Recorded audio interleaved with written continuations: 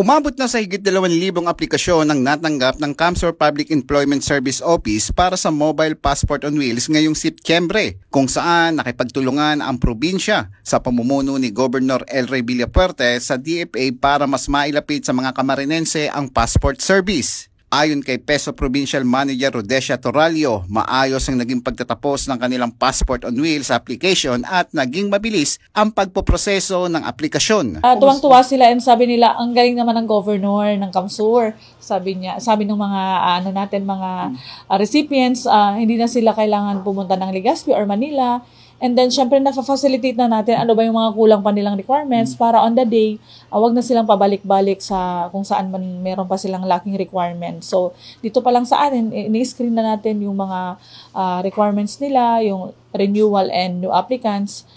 They have to submit yung mga requirements. And of course, yung application form, we assist them paano ba i-fill out ng tama. Layunin ng programa na ito na mailapit ang serbisyo ng DFA sa mga mamamayan sa Camarines Sur, partikular na sa mga nahihirapan bumiyahe papuntang Legazpi o Maynila upang magproseso ng pasaporte. Inaasahan na makakatulong ang naturang aktibidad hindi lamang sa mga manggagawa na nangangailangan ng pasaporte at para na din sa mga overseas employment. Nirebisa na ng opisina ang bawat aplikasyon para sa Passport on Wheels. Eli Balbin, CSN.